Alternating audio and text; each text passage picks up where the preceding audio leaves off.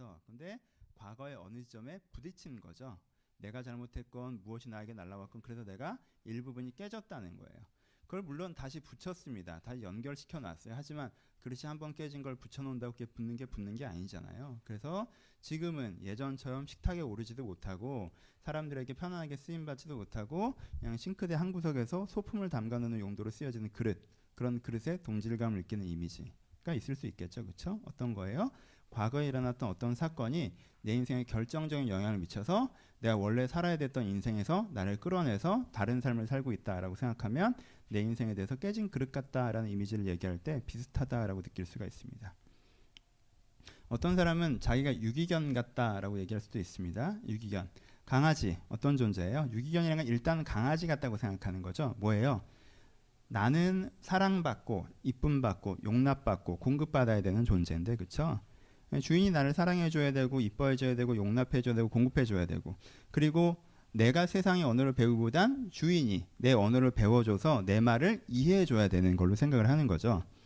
저도 요즘에 저 강아지 키우잖아요. 그래서 뭐 강아지 언어 이런 거 가르쳐줘요. 가끔 인터넷에서.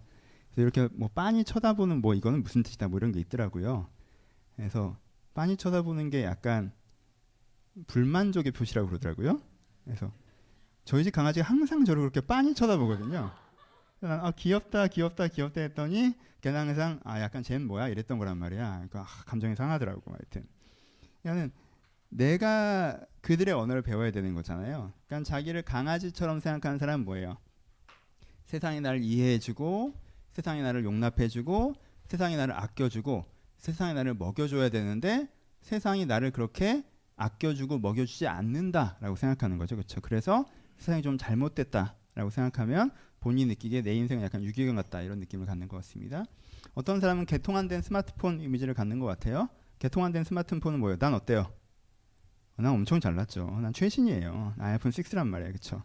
난 개통만 해주면 돼. 근데 세상에 뭘 안 해줘요? 그 개통을 안 해주는 거예요.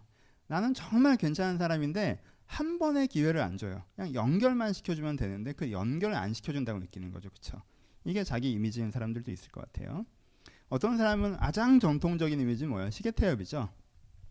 난 시키는 걸 하고 하는 걸 통해서 또 다른 사람에게 뭔가를 하는 그 연결고리로 내가 있기 때문에 나는 계속 이 시계태엽에서 돌아가는 것처럼 계속 시키는 걸 할 수밖에 없는 입장이다. 그래? 그럼 그만하면 되잖아. 아니죠. 가장 큰 두려움은 그만하는 거죠. 그렇죠? 왜요? 시계태엽은 거기서 빠져나오는 순간 사실 아무런 쓸모가 없는 존재가 되는 거기 때문에 여기에 있는 건 힘들지만 빠져나가는 건 두려운 내 삶의 현장에서 주어진 의무를 감당하는 게 버겁지만 이 의무의 현장이 사라진다고 생각하면 내가 사라지는 것처럼 느껴지는 이중성을 삶의 현장에 느끼면 본인을 시계태엽 같다라는 이미지로 바라보는 거겠죠. 그렇죠? 이런 식으로 하면은 몇 시간도 할 수 있어요. 그렇죠? 수많은 이미지들이 존재합니다. 수많은 이미지들이. 근데 오늘 성경에서 이야기하는 이미지는 뭘까요? 성막이 보여주는 이미지는 씨앗의 이미지입니다.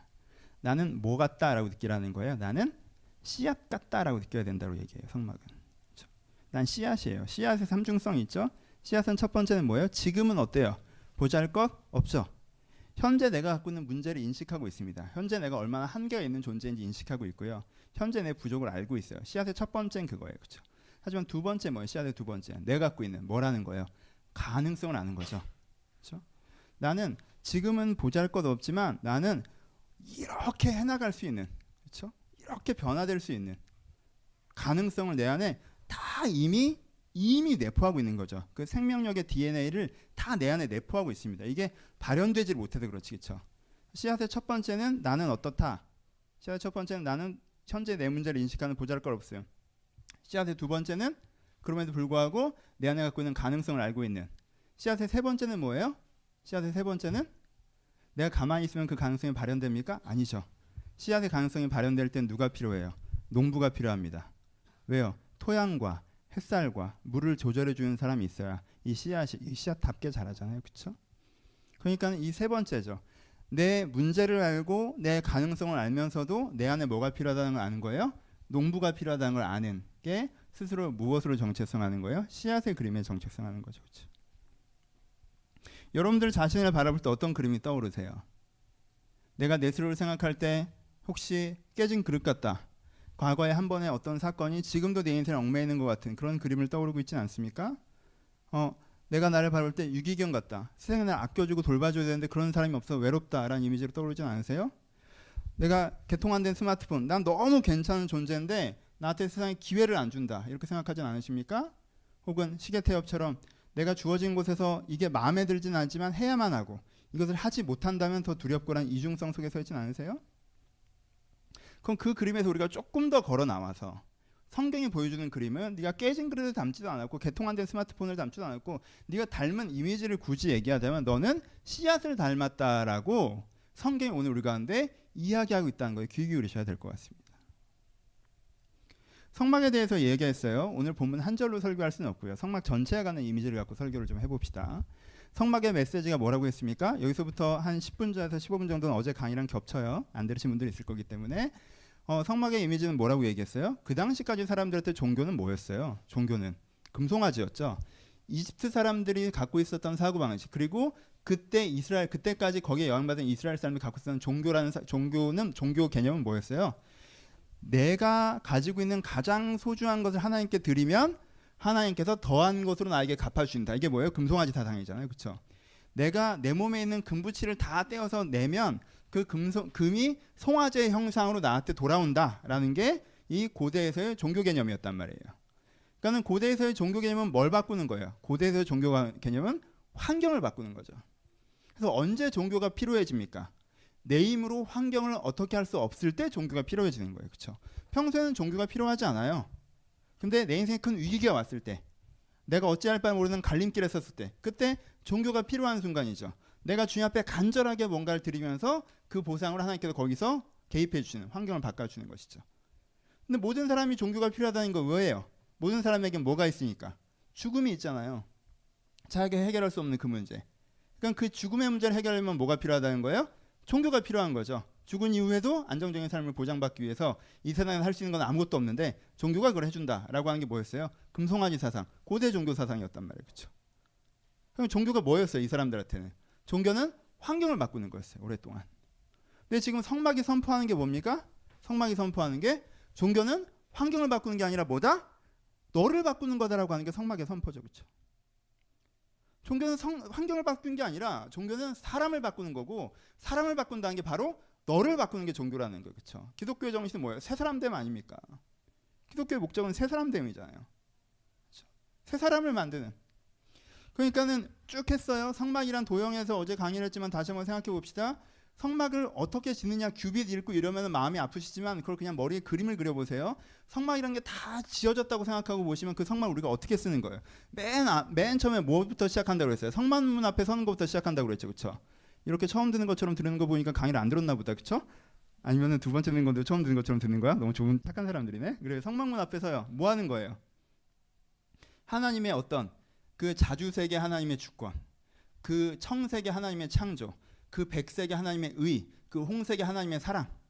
하나님이 세상을 창조하셨고 주인이시며 의로우시고 사랑하시는 그 하나님 앞에 서는 거죠. 그렇죠? 그 하나님 앞에, 성막문 앞에 서요. 그 하나님 앞에 섰더니 지금 내 자신이 어떻게 느껴져요? 하나님 앞에 비춰보니까 내 자신의 문제를 알겠죠. 내가 한낱 씨앗에 불과하다는 그 씨앗, 먼지 같은 존재라는 의미에서의 그 씨앗 같음을 알죠. 그렇죠? 그래서 성막 안으로 들어가요. 안으로 들어가면 뭐가 있습니까? 번제단이 있죠. 번제단에서는 뭘 느끼는 거예요? 내가 지금은 그러하나 하나님께서 나를 사랑하셔서 나를 어떻게 하신다? 나를 변화시키시고 새롭게 하신다라는 선언이 번제단의 선언이죠. 그렇죠? 변화의 선언이란 말이에요. 그래서 그 번제단을 통해서 내가 어떻게 됩니까? 변화됩니다. 변화된 다음에 어떻게 돼요? 성소로 들어가죠. 성소에 뭐가 있어요? 등대가 있죠. 등대, 하나님의 인도를 얘기했어요. 여러분, 인도는 오른쪽에 가는 게 나한테 유익할까, 왼쪽으로 가는 게 나에게 유익할까가 인도가 아니에요. 인도는 뭐예요? 이제 내가 삶을 살아가는 새로운 다른 기준이 인도죠. 그렇죠? 나에게 유익한 방향을 얘기하는 건 인도가 아니고, 내가 이제부터는 하나님의 빛을 따라, 하나님의 진리를 따라 살아갑니다라는 인도. 그럼 그렇게 살아봤더니 무슨 일이 벌어져요? 하나님께서 그 사람의 인생을 해결하시는 보호. 이게 성소죠. 그렇죠? 체험이 있는 삶이죠. 그럼 체험이 있는 삶에서 신앙이 끝나요? 아니죠. 이젠 지성소로 들어가죠. 지성소로 들어가면 어떻게 돼요? 하나님이 내 안에 임재하시는 거죠. 무슨 뜻이에요? 내가 하나님을 닮게 되는 거죠. 하나님이 나를 닮게 되는 거고, 하나님이 내 안에, 내가 하나님 안에. 그 포도나무와 같은 상황들이 거기서 벌어지기 시작하는 거죠. 그렇죠? 뭐의 변화예요? 내 존재, 내 인격의 변화를 얘기하는 거죠. 그렇죠? 그러니까 성막은 지어지는 순간부터 뭘 얘기하는 거예요? 성막이 딱 선언하는 건 그 전까지의 제사는 간단했어요. 내가 소잡아서 드릴 테니까 날 축복하세요라고 얘기했다면 그게 아니라는 거예요. 그런 걸 하는 게 아니야. 하나님 앞에서 나를 돌아보고 내가 변화를 했다는 걸 깨닫고 변화되어 새로운 기준과 체험을 하면서 살아갈 때 내 인격을 변화시키는 하나님을 통해서 내가 새 사람이 되어가는 것, 이것이 너희 가운데 새로운 종교다라고 선언하시는 게 성막의 선언이죠. 그래서 성막이 뭘 선언한다고 하는 거예요? 우리가 씨앗이며 우리가 그 장성한 분량까지 나아간다라고 우리 가운데 선언하는 것이 성막이라는 거예요. 그렇죠? 우리는 씨앗입니까? 우리는 잘하고 있습니까? 우리는 나의 변화된 모습을 바라보면서 그렇게 계속 껍질을 깨고 성장해 나가는 나를 꿈꾸며 더 나은 나를 향해서 걸어가고 있습니까? 아니면 그 자리에 멈춰 있습니까? 이따 꺼도 되겠죠? 난 좀 더운데 부탁할게요. 생각해 보세요. 멈추는 종교에 대해서도 성막에서 우리가 반대적으로 알 수 있다고 했어요. 멈추는 종교. 성막 문 앞에도 안 쓰는 사람은 어떤 거라고 그랬어요? 세속주의라고 했죠. 성막 문 앞에도 안 서요. 이 사람 아직도 금송아지야. 내가 하나님한테 잘해주면 하나님이 나한테 잘해주는 줄 알아. 그럼 세속주의라고 그랬어요. 그렇죠? 성막 문 앞에만 서 있으면 뭐라고 했어요? 지성주의라고 했죠. 하나님이 어떤지 알아. 하나님이 진리와 사랑, 하나님이 이런 분이야. 기독교는 이런 거야. 기독교는 저런 거야. 다 알아. 근데 알고 끝나. 나를 변화시키지 않아. 내가 아니까 내가 그런 사람이라고 착각해. 그럼 뭐예요? 지성주의라고 했죠. 들어갔어요. 아, 하나님께서 나를 새롭게 하시는 분이라는 걸 체험했어요. 하나님께서 나를 새롭게 하시는 걸 경험했어요. 복음의 은혜를 깨달았어요. 뭐예요? 복음주의죠. 하나님께서 나를 새롭게 하신 걸 알았어요. 그럼 그 다음부터 어떻게 해야 돼요? 진리로 살아야죠. 근데 이 체험을 뭘로 만들어요? 경험으로 만들죠. 추억으로 만들죠. 아, 나는 은혜 받은 경험이 있고 구원받은 경험이 있으니까 이제 난 됐어. 이제부터는 난 뭐 하면 돼? 다른 사람도 구원시키면 돼. 이게 복음주의죠. 거기 멈춰버리는 거예요. 그 다음에 뭐예요? 여러분, 복음은 우리를 출발선 앞에 세우지 우리를 종착점으로 데려가지 않습니다. 복음은 우리를 출발선에 세우는 거예요. 새 사람으로 살아갈 수 있는 기회를 주는 게 복음이잖아요. 그랬어요. 그 다음에 뭐예요? 내가 어떤 바른 가치를 쫓아 그 가치를 쫓을 때 하나님께 정말 일하심을 경험하는 체험의 삶이죠. 그렇죠? 체험의 삶. 근데 여기에서 멈춰지면 어떻게 돼요? 여러분, 저는 저 사람이 참 좋은 사람인 줄 알았는데 알고 보니 별로다라고 실망감을 주는 종교 지도자들의 대부분이 여기에 있어요. 그분들이 아예 나쁜 사람이라고 저는 생각하지 않아요. 무슨 뜻이에요? A라는 사역적 영역에서는 뭐가 있는 거예요? 하나님의 기준을 붙잡고 그 기준을 통해서 결과를 나오는 걸 경험해요. 해냅니다. 근데 그걸 어디로 응용을 안 해요? 자기 자신의 전인격, 삶의 전체로 응용하지 않는 거죠. 그래서 이쪽 영역에서 보면 분명히 하나님께 쓰임받는 사람이었는데 다른 지점을 보니까 사람은 아닌 거지. 그렇죠?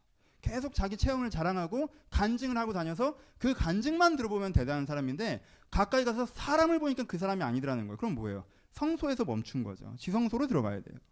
그 인격이 변화되는 것까지. 그렇죠? 신앙도 어느 점에서 멈춰진다는 거예요.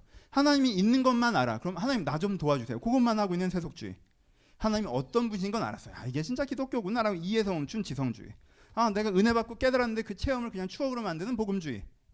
부정적인 의미에서 복음주의를 얘기하는 거예요.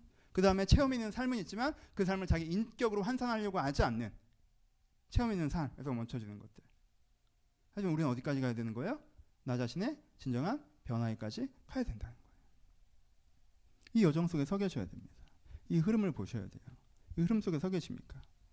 나는 나 자신을 멈춰서 바라봅니까? 진행으로 바라봅니까? 여러분, 씨앗이 열매 맺어 장성한 분량에 이르기까지, 씨앗이 지속적으로 성장하는 과정에 이르기까지에 여러분 그런 장면들이 다 들어가 있어요. 아까 얘기했던 첫 번째 장면을 얘기하는 거예요. 여러분, 씨앗이 열매 맺기까지 때때로는 내가 깨진 그릇 같을 때가 있어요. 근데 재밌는 게 뭔지 아세요? 깨진 그릇은 다시 붙어요. 진짜 그릇은 안 붙지만 우리는 붙어. 왜? 우리는 살아있잖아. 우리는 물건이 아니란 말이에요. 생명은요, 상처가 나도 그걸 극복하고 성장해냈을 때 어느 점에서 완전히 치유됩니다. 그게 살아있는 거의 독특성이에요. 그렇죠? 물건은 깨지면 다시 못 붙이지만요, 생명은요 어릴 때 아팠다고 어떻게 되는 게 아니란 말이에요. 내가 그것을 치유하고 회복되면 원상 이상으로도 돌아가는 게 생명력의 복원성이란 말이에요. 그렇죠? 한때 깨졌지만 다시 한번 회복하시는 것들을 경험합니다. 그렇죠? 내가 수용과 용납에 필요한 지점들도 있겠죠. 수용과 용납의 지점들이 필요해요. 그게 없어서 문제라고 얘기한 건 나쁜 게 아니에요. 내가 유기견처럼 느낄 때 하나님의 수용과 하나님의 용납, 다른 사람의 사랑과 인정, 경험을 해야 돼요. 그걸 통해 내가 회복되는 것들이 있어야 됩니다. 그렇죠? 하지만 거기가 마지막은 아니라는 거예요. 내가 준비되었는데 세상이 나한테 기회를 안 주는 것 같을 때도 있을 수 있어요. 그리고 그 기회를 만나는군. 거기도 마지막은 아니에요. 우리는 그 지점들을 지나서 계속 성장해 나간다는 걸 이해해야 돼요. 그래서 내가 여기 멈춰 서 있는 것이 아니라 더 나은 내 모습, 더 나은 인생, 하나님을 닮아가는 삶을 향해서 한 걸음 한 걸음 걸어나가는 순례적 서정으로 내 인생을 이해해야 되는 게 성소가 우리 가운데 보여주는 거란 말이에요. 내가 주님을 닮는 것까지 내가 나아가겠다고 얘기하는 게 기독교의 목적이고 그게 종교이고, 그래서 우리가 하나님을 통해서 더욱더 그렇게 내 자신을 변화시키는 여정 가운데 있다고 자기를 이해해야 한다는 거예요. 여러분 보십시오. 한 자리에 멈춰서 있지는 않습니까? 여러분의 신앙생활이 어떻습니까? 혹시 한 자리에 멈춰서 계시지는 않습니까? 많은 사람들이 자주 한 자리에 멈춰 섭니다. 어떤 사람들은 자기 자신에 대해서 문제의식만 갖기 때문에 그 자리에 멈춰서요. 난 이게 문제야, 저게 문제야, 이게 나빠, 이게 나빠. 이게 자기가 나쁘다고 이해하는 데서 틀린 말이 하나도 없어요. 자기가 나쁘다고 이해하는 데서 성경을 사용합니다. 말씀에 비추어 볼 때 내가 이게 문제고 저게 문제고 저게 문제야. 여러분 그 말은 다 맞아요. 근데 거기서 문제가 뭐 어떤 문제가 발생하는 거예요? 문제의식만 있으면 어떻게 돼요? 낙심하고 좌절하죠. 그럼 문제의식이 없는 게 나아요, 여러분.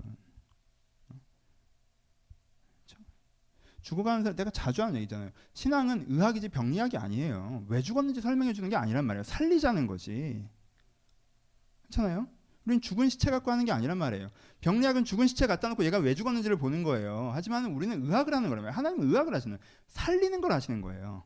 지금 얘가 어디가 아프다고 얘기할 땐 그걸 살리자고 얘기하는 거지, 얘가 이래서 죽었어 라고 얘기하고 싶은 건 전혀 없단 말이에요. 그러니까 나는 항상 나를 어떻게 봐야 돼요?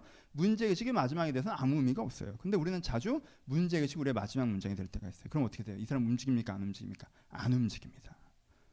난 이렇게 문제가 많아, 그래서 내가 안 되는 거야 하고 안 움직여요. 멈춘단 말이에요. 신앙이, 성장이, 변화가.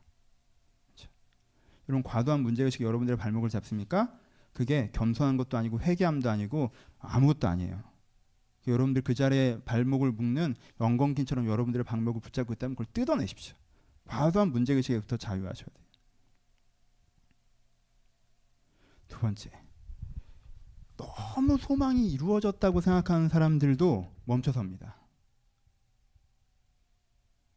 하나님은 저 높은 소망을 얘기하시는데, 하나님을 닮은 걸 얘기하시는데 어느 지점, 생활이 되는 지점까지 성장한 다음에 멈춰선 사람이 굉장히 많습니다.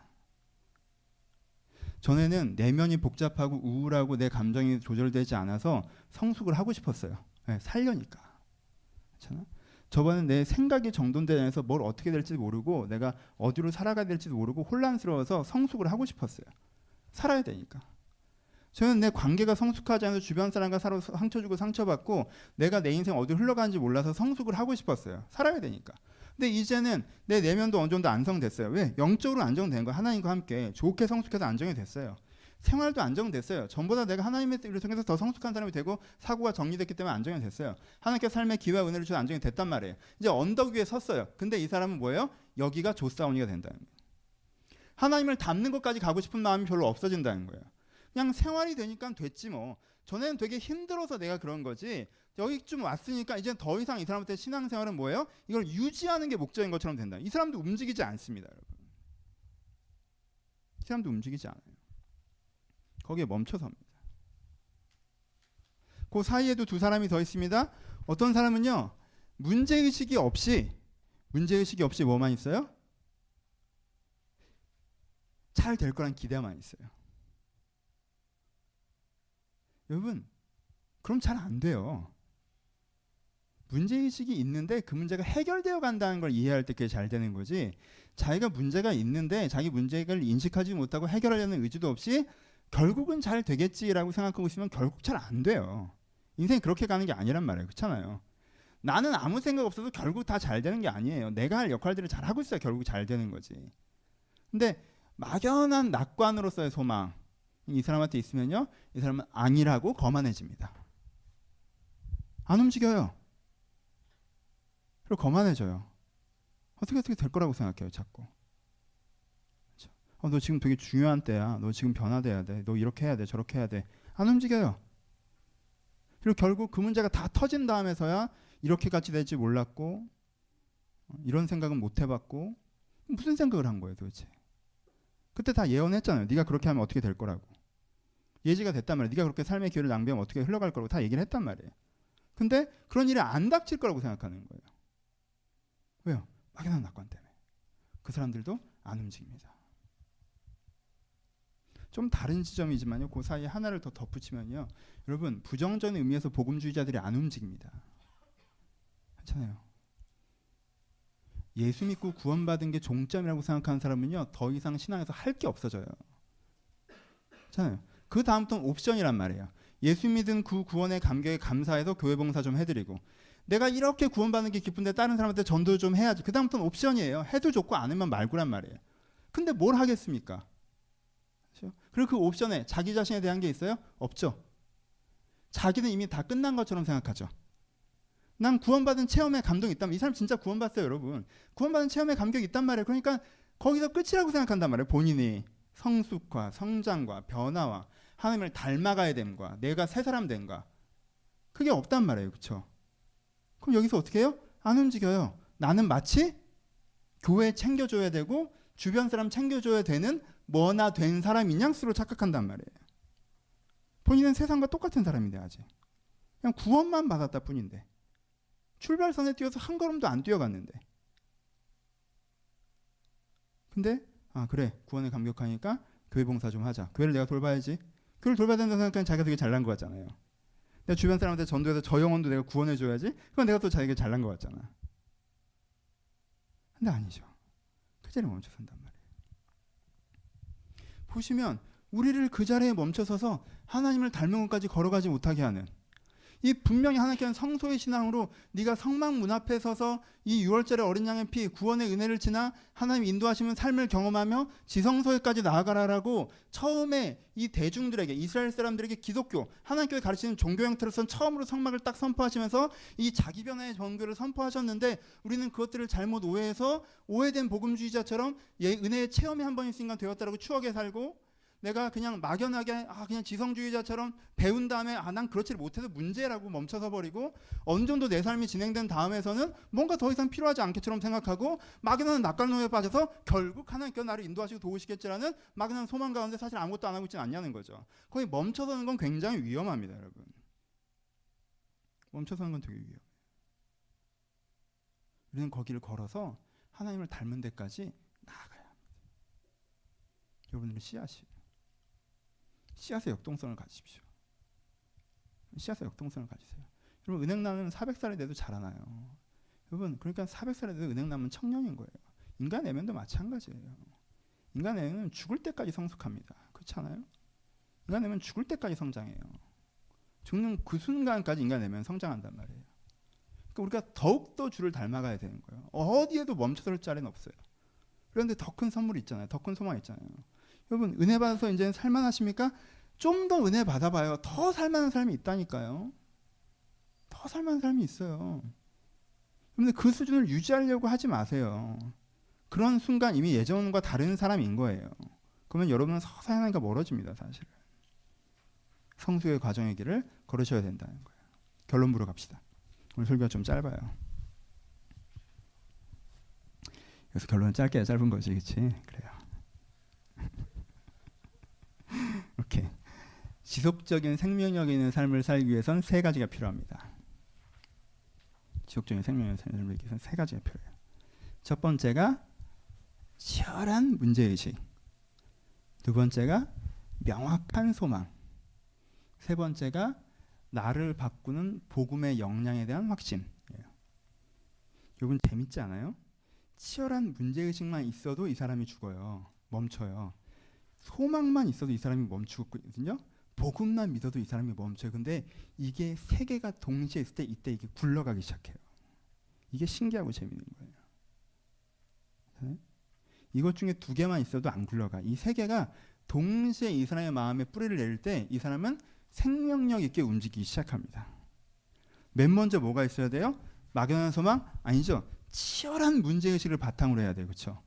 내가 지금 뭐가 문제인지 알아야 돼요. 직면이 필요하다는 거예요. 직면이 없는 사람에게 성장은 없습니다. 1번은 직면이 있어야 돼요. 그렇죠? 그럼 어디로부터 직면하는 겁니까? 여러분 직면하기 위해서 제일 중요한 유일한 게 뭔지 아세요? 거울이에요. 평평하고 투명한 거울. 그렇죠? 거울 자체가 평평하고 투명하지 않으면 우리를 제대로 비칠 수가 없잖아요. 어떤 사람은 옆 사람이라는 거울을 사용해요. 평평하고 투명해요? 아니죠. 그러니까 얘랑 비춰보면 내가 잘난 것 같아. 그래, 쟤보단 내가 환경도 낫고 상황도 낫고 인격도 나은 것 같아. 내가 그래 잘 살아왔네. 쟤랑 비춰보면 내가 못난 것 같아. 난 뭐했니? 난 왜 이러니? 쟤는 내 나이랑 똑같은데 왜 쟤는 저러고 살고 난 왜 이러고 사니? 그렇죠? 시대상이랑 비춰봐요. 요즘 시대에는 이렇게 사는 게 잘 사는 거야라고 얘기하는 거울이 있잖아요. 거기에 자기를 비춰봐요. 그러니까 내가 그 시대상에 웬만큼 발맞춰놔서 내가 월급도 괜찮고 내가 사회적 지위도 있고 하면 내가 괜찮은 것 같아. 그 시대상에 내가 안 맞은 것 같으면 내가 좀 못난 것 같아. 거울을 계속 어떻게 사용한다는 거예요? 평평하고 투명한 거울을 사용하지 않는다는 거예요. 여러분 이렇게 주변 사람의 기준을 삼다가 시대의 기준을 삼다가 사람들이 결국 어느 쪽으로 튑니까? 아, 난 이런 시대에 난 주변 사람의 이런 거에 살지 않겠어. 그래서 무슨 거울을 삼아요? 자기 기분이란 거울을 삼아요. 요즘에 내 기분이 좋으면 내가 잘 사는 것 같고 내가 얘 기분이 나쁘면 내가 못 사는 것 같고 거울이 합치고 그걸 삼는 거예요. 그렇죠? 여러분 그게 거울이에요? 자기 얼굴 자기가 더듬는 거지. 그렇죠? 거울이라는 건 투명하고 깨끗해야 돼요. 그렇죠? 안 변해야 되는 거란 말이에요. 근데 우리가 내가 내 자신을 거울로 삼는다라고 하고 굉장히 독립적이고 주체적이고 자유로운 척 얘기하지만 사실 거기서 내 자신이라고 하는 포인트는 결국 내 기분이 되는 경우들이 많고 그래서 그냥 내 기분은 내키는 대로 난 떠나고 싶을 때 언제든지 떠나 난 하고 싶으면 언제든지 내가 내 기분 내키는 대로 하는 걸 내가 되게 잘 산다고 생각하는 거 내가 주변 사람들 보기에 잘 살고 있으니까 되게 잘 산다고 생각하는 거 내가 시대상에 보니까 괜찮으니까 잘 산다고 생각하는 거 그렇게 하면 그 거울이 바뀌는 순간 나도 자꾸 흔들게 되는 거예요. 그렇죠? 어떤 거울에 비춰봐야 된다는 거 직면의 거울이 하나님이란 거울에 비춰봐야 된다고 얘기하는 거죠. 그렇죠? 하나님이 보시기에 기준을 여러분들이 사용하기 시작하잖아요. 그러면요. 내가 되게 문제라고 생각했던 게 사실 하나님 문제가 아니라고 하는 것도 되게 많아요. 여러분들이 돈 좀 없는 거 뭐 열심히 안 산 거 뭐 이런 거 갖고 하나님 되게 뭐라고 그럴 것 같죠? 여러분 하나님 그런 거 갖고 별로 안 하시잖아요. 그렇지 않아요? 하나님이 정말 뭐라고 하시는 건 주로 뭐예요? 여러분들 이타적이지 않은 거, 이기적인 거, 자기 인생에 매몰돼 살아가는 거, 인생을 허비하고 낭비하는 거, 내 생각에 빠져서 나만 옳다고 하는 하나님께 뭐라고 하시는 건 주로 이거잖아요. 사실 그렇지 않아요? 그러니까 하나님이라는 거울 앞에 비춰봐서 내 자신을 다시 하면 어떻게 해야 돼요? 직면하는 게 첫 번째예요. 이 직면이 제대로 되지 않으면 그 다음으로 넘어갈 때 진짜 해결해야 되는 거 같고 해결해달라고 하지 않고 안 해결해도 되는 걸 해결해달라고 얘기하는 거예요. 직면에 없는 사람들이 복음 앞에 나갈 때 주님 저 사람을 바꿔주세요. 이 환경을 바꿔주세요. 나한테 기회를 주세요. 나를 이렇게 변화시켜주세요. 나를 사용해주세요. 뭐 이런 얘기가 나가는 거예요. 하나님 보시기엔 그게 문제가 아닌데 본인은 그게 1단계가 안 되면 그 다음이 잘 안 돼요. 그러니까 1단계가 되게 중요해요. 하나님께서 지금 여러분을 어떻게 보고 계십니까? 하나님 여러분들을 정죄하지 않아서 하나님 여러분들을 심판하지 않아서 하나님 여러분을 어떻게 보고 계십니까? 회막문화 이 성막 문 앞에 서셔야 돼요. 뭐예요? 하나님은 세상을 창조하신 분이에요. 세상을 다 균형 있게 만들어 가십니다. 그럼 난 그 균형 속에서 내 역할을 하는 사람입니까? 균형 속에서 내 역할을 하는 사람입니까? 아니면은 내가 잘났다고 내 생각대로 나만 앞서 나가려고 하는 사람이에요. 하나님은 주인이세요. 주권자시란 말이에요. 근데 내가 다 판단하고 내가 주인인 것처럼 하고 하나님한테 왜 이거 이렇게 하느냐 저거 저렇게 하느냐 내가 그렇고 있지는 않습니까? 하나님께서 나를 사랑하세요. 근데 내가 하나님께서 나를 사랑하신 걸 모르고 되게 하나님과 냉정한 관계인 것처럼 그의 마음을 거절하고 있지는 않습니까? 그렇잖아요. 하나님의 의세요. 하나님의 이해가 있어요. 하나님의 철학이 있단 말이에요. 근데 내가 그 하나님의 사고방식이 배우려고 하지 않고 내 사고방식에서 하나님께 설명하고 있지는 않습니까? 내가 그 하나님의 의 앞에서 내 자신을 비춰보고 내가 하나님한테 자꾸 PT하면서 왜 나를 도와야 되는지 설명하고 설득하려고 하고 하나님의 사랑에 대해서 내가 그걸 받아들이고 하는 게 아니라 나를 사랑하신다고 그럼 네 돈으로 네 사랑을 보여라. 빨리 나한테 잘해줘라. 그럼 내가 너를 사랑하지 알지 않겠냐라고 얘기하고 그는 창조하셔서 우리가 협력하여 선을 이루며 살아가길 바라시는데 나 혼자 잘났다고 하고 그는 주인이셔서 그가 우리를 이끄시는데 내가 하나님을 이끌려고 하는 그 하나님이라는 거울 앞에서 내 자신이 비춰지는 것들이 우리 가운데 직면으로서 있어야 된다. 그 성막문 앞에 서는 것이.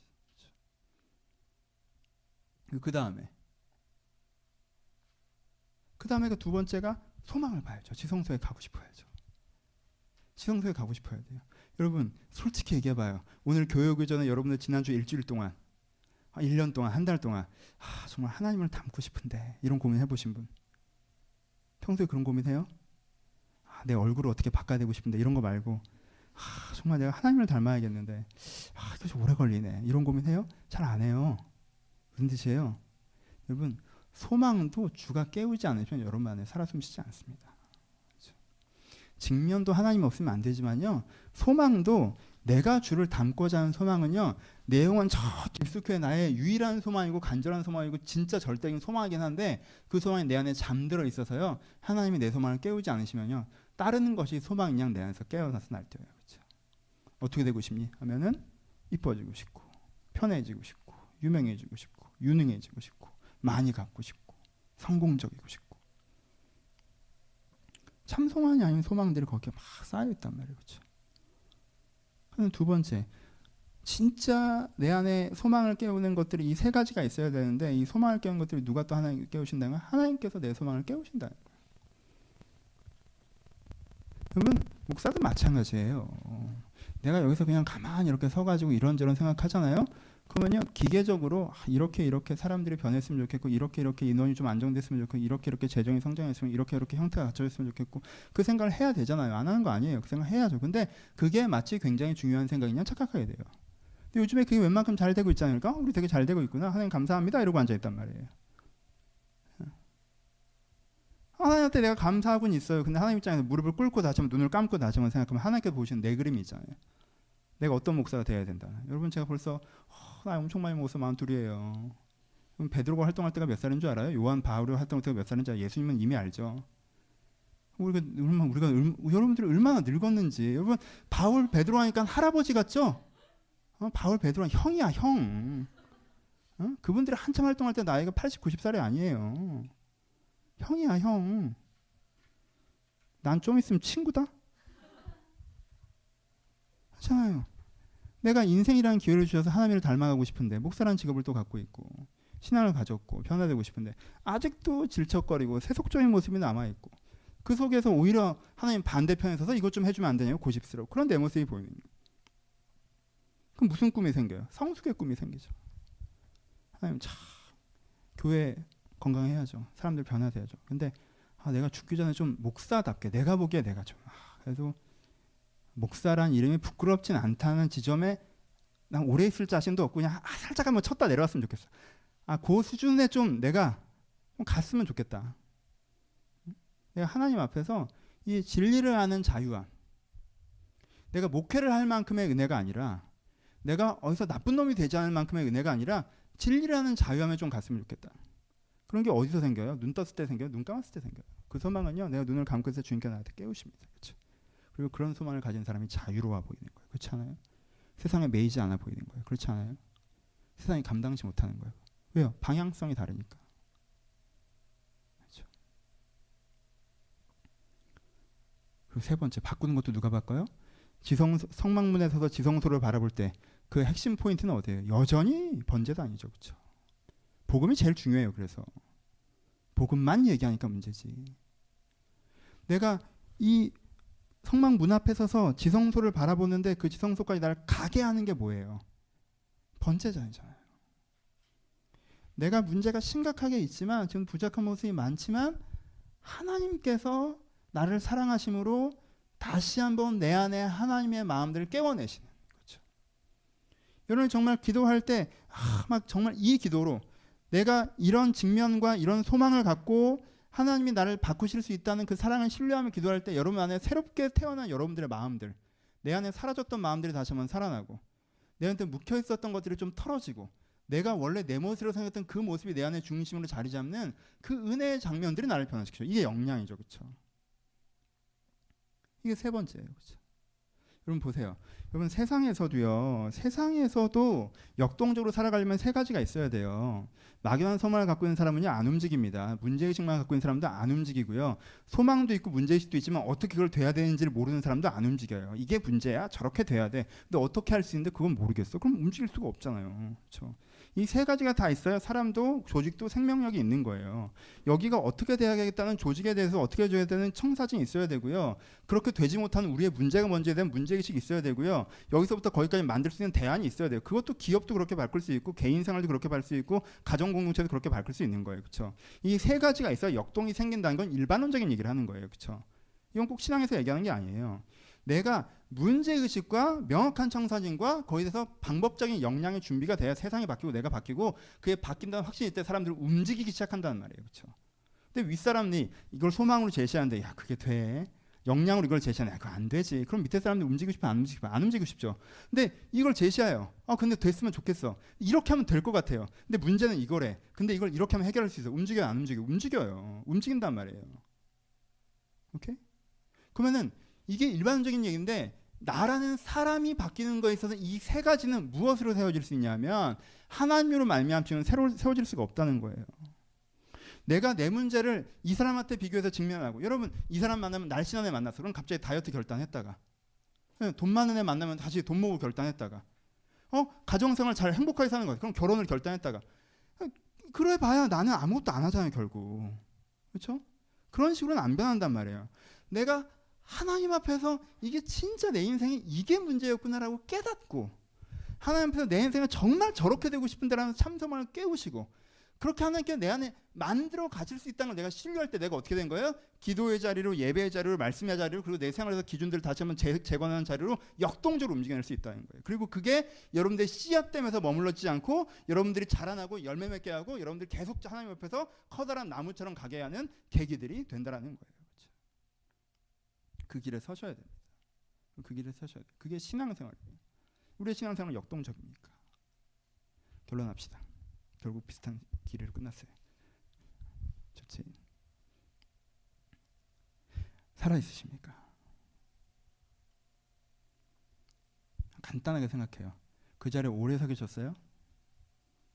그건 문제예요. 내가 이 자리에 오래 서 있었어. 그건 문제예요. 왜요? 신앙은 앞으로 천천히 걸어가는 거기 때문에 그래요. 너무 빨리 갈 필요도 없어요. 많이 갈 필요도 없어요. 신앙은 앞으로 천천히 걸어나가는 거예요. 그게 문제예요. 목사님 저는 매너리즘에 빠져 있었어요. 왜 그래? 그냥 걸으면 돼요. 그 자리에 오래 서 계겠어요? 한 발 뛰세요 그냥. 내가 어떻게 주를 닮아가야 되려면 내가 지금의 이 삶에서 어떤 한 발을 뛰어야 되는지 구체이고 선명한 문제의식을 바탕으로 하나님의 은혜를 구하면서 그 한 발을 뛰시면 돼요. 여러분들이. 내가 내 성품의 이런 부분들을 좀 더 바꾸려 원하시는구나. 내 생활에 이런 것들을 시작하기를 원하시는구나. 내가 이것들을 좀 더 알길 바라시는구나. 내가 사실 아무 문제 없다고 생각했지만 이게 좀 문제였구나. 내가 그 한 발을 뛰어서 가기 시작하면 돼요. 여러분 대단한 것만 고백하는 사람은 대부분 변화되지 않습니다. 왜요? 은혜의 산은요 한 걸음씩 걷는 건데 그 한 걸음은 되게 사소한 것들이에요. 그렇죠? 때로는 아침에 몇 분 먼저 일어나는 거, 기도 꾸준히 하는 거, 내가 사람을 대하는 태도를 바꾸는 거, 나만 신경 쓰고 있다가 다른 걸 조금씩 신경 쓰기 시작하는 거, 내가 쓰던 다른 사람을 불편하게 했던 어떤 방식들에서 벗어나는 거. 근데 그 한 걸음들을 깨닫는 거예요. 그리고 그걸 걷는 거예요. 우린 그렇게 앞으로 나아갈 수 있습니다. 하나님께는 우리를 자기 변화의 종교로 부르셨어요. 우리를 성막에서 지성소까지 인도실 거예요. 그러니까 여러분 지금 내 모습이 자꾸 나라고 얘기하지 마세요. 지금 내 모습이 자꾸 나라고 얘기하죠. 제가 여러분들 여기 앉아 있는 분들의 많은 분들을 제가 오래 알아왔는데 여러분들 정말 여러분들이 겸손하신 분들이에요. 여러분들이 얼마나 여러분들이 겸손한지, 여러분들 전에는 훨씬 더 별로였어요. 이만큼 변화된 거예요. 정말 이만큼 변화된 거예요. 지금 너무 전 너무 한심하고요. 여러분들 훨씬 더 한심했어요. 정말 하나님의 새 생명의 은혜의 역사가 여러분 삶 가운데 있지 않았습니까? 얼마나 많이 바뀌었어요 우리가. 그러니까 이게 문제예요 저게 문제예요 그러지 말자고요. 그냥 생각만 좀 해봐요. 내가 이미 많이 바뀌어 왔는데 지금 문제 많은 거 나도 알죠. 나도 문제 많고 우리가 문제 많죠. 근데 이미 우리가 많이 바뀌었는데 앞으로 계속 바뀌어 가겠죠. 그렇잖아요? 언덕에 서서 뭐나 된 것처럼 그러지도 마시고, 내가 원래 이 모양 이 꼴인 사람인 것처럼 너무 그러지도 말고, 이만큼 주님과 함께 걸어온 것처럼 하나님과 함께 계속 걸어가면 되는 거예요. 근데 우리가 분지하다는 이유로 멈춰서고, 살만하다는 이유로 멈춰서고, 왜곡된 자기 비판으로 멈춰서고, 그래서 내가 그 걸음을 멈추는 것만 문제인 거지.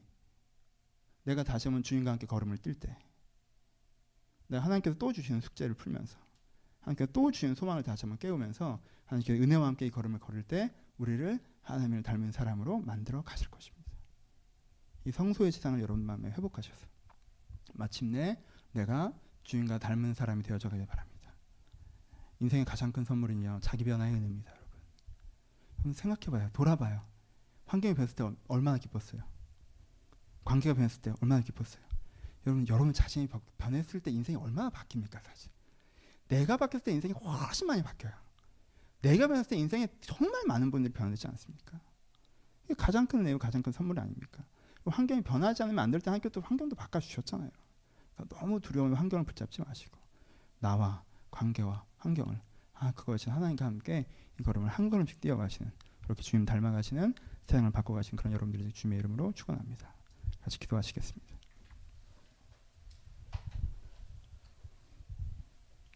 여러분 자부심을 가지세요. 우리 많이 변했어요.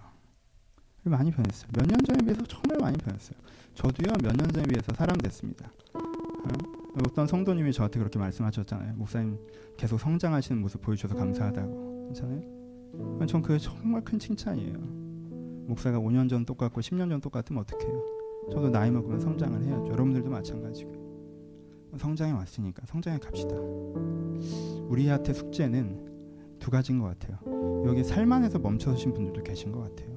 힘들 때 좀 더 열심히 기도했잖아요. 그렇죠? 힘들 때 주님 더 찾았었잖아요. 근데 조금 삶해졌다고 멈출 필요 없잖아요. 더 좋아질 수 있는데 조금 문제 있다고 이 문제가 영원할 것처럼 아예 해결하려고도 안 하신 분들도 계세요. 그렇지 않아요. 해결하셨잖아요. 다시 믿읍시다.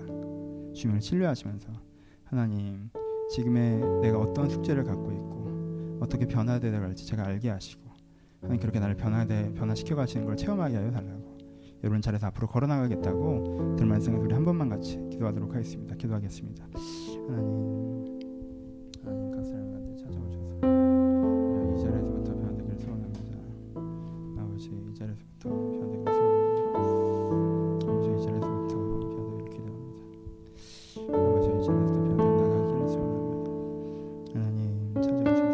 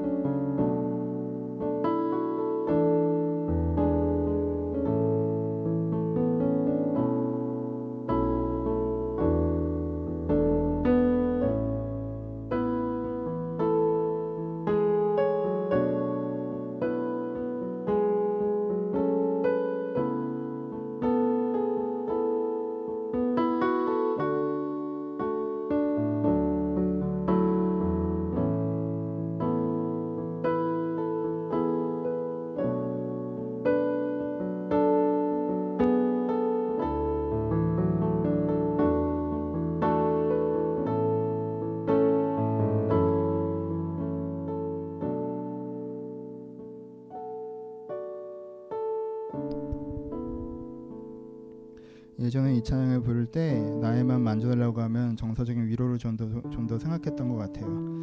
근데 주께 가까이 날 이끄소서 간절히 주님을 원합니다. 채워주소서 주의 사랑을 진정한 찬양 들을 수 있도록. 제가 찬양할 때 나에만 만져달라는 그 고백이 변화에 대한 고백으로 저는 들렸습니다. 하나님 채워주시옵소서. 나에만 만져주시옵소서.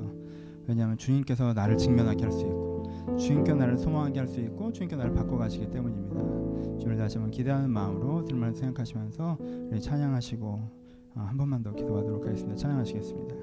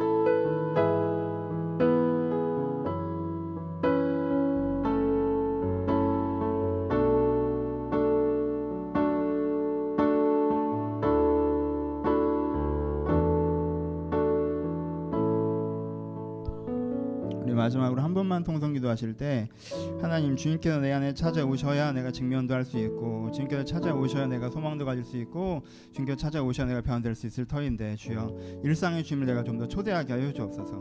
하나님 앞에서 나를 직면하고 하나님께서 다시 한번 소망을 깨는 그 시간을 잠깐이라도 가지겠사오니 주여 그 시간대에 찾아오셔서 그 시간대에 나한테 일하여 달라고. 우리 한 번만 기도하여 제가 축도하며 예배를 마치겠습니다. 기도하겠습니다.